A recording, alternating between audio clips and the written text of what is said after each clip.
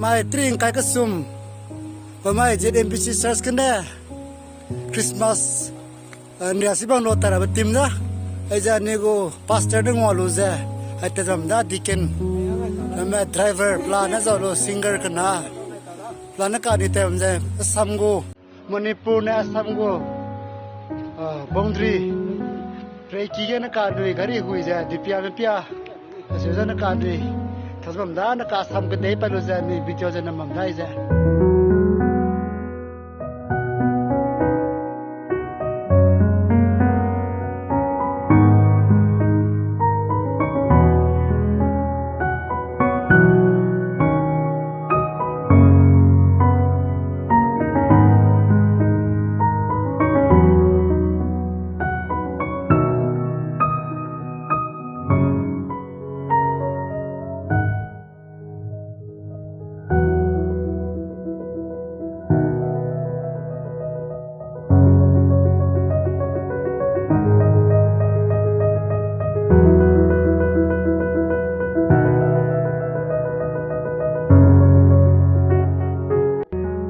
Mai three kai zaman dai mai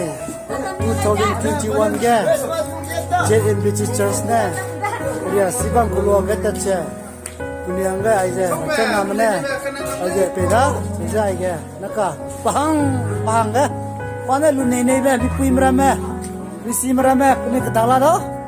ni sui lo ja ka dala do ni sui ka da noi ai da naka take bom dai de ni naka dai ja naka take bom da ai nang ning me nai lu pi lau lu nei nei me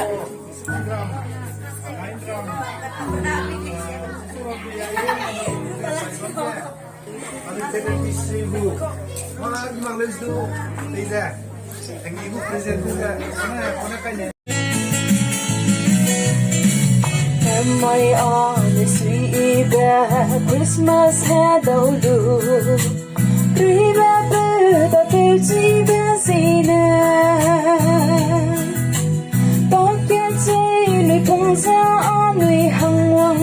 kêu gọi on make na remember za in lu da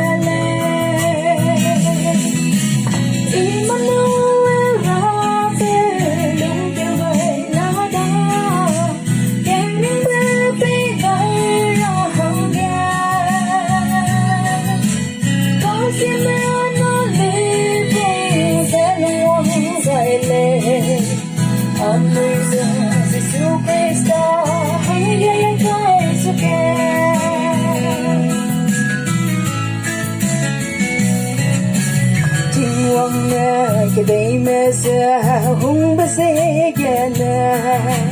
bên non xin so Christ sẽ lòng đời nắng canh theo về y ở luồng trong về lệ tình lòng nó Jesus Christ hãy tin nhớ đi lo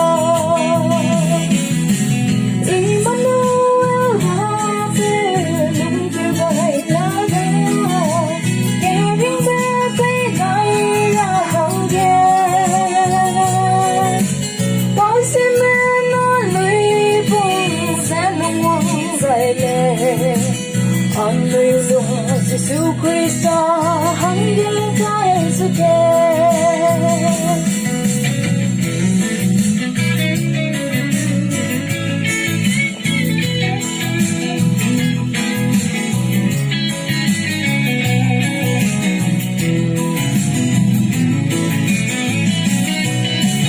em môi lệ lệ hang Christ, luôn ngang gầy lệ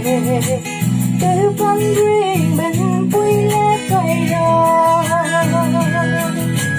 kẻ tim mẹ lệ luôn lâu rình bờ bờ xe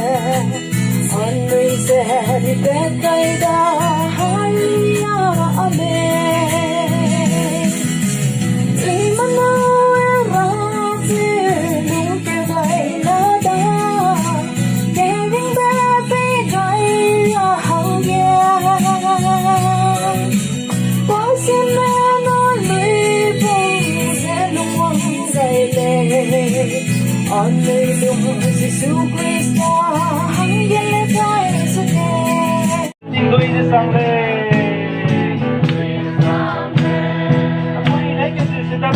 hui mle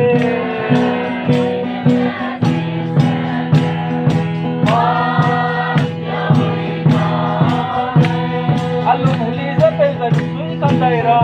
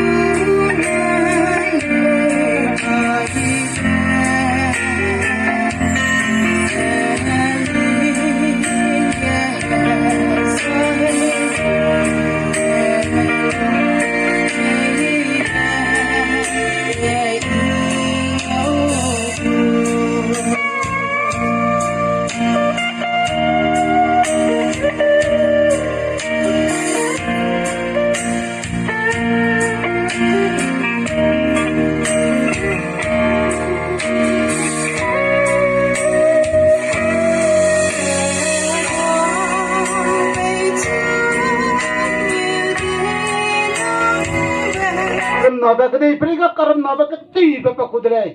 Mazana nang migdui ja mi nan mi tua ga dre min li haram li ponana nang migdui nui ba makti jana haram li ponana nang sut tum ba maka nang so mi na tum ko lokle sire ning dong ta jana hakule namai kanjana aramana ma anui apora samsale kana anu hiaga bam dikang na kidui ma tingwana trumpet me ka ma jana tan samrap ta gum apu kadai ge zemna lom lai na daga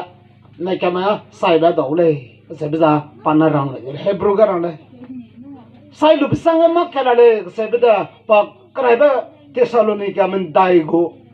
minye go krishna kristaka aposo pom na koren Thessalonica hara kya nam da apu de ge bani ni te bok pe garang dalam mai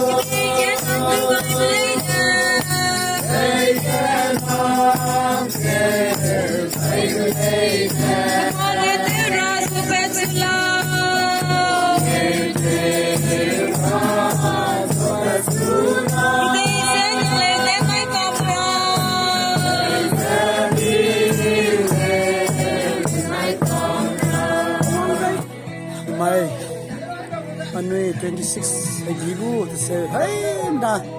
ya sibang lo bam le na na ka nui wisui bu raju to ke kotak to ke samam da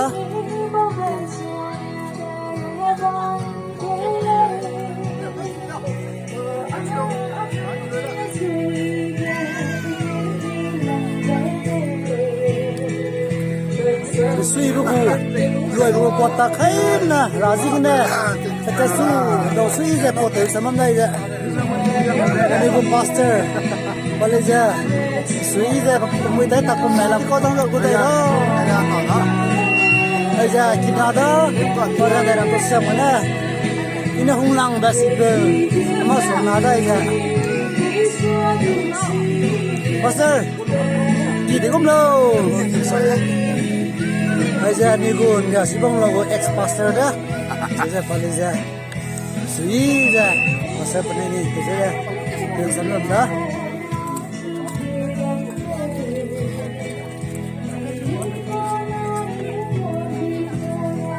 aja ni jeni zat variety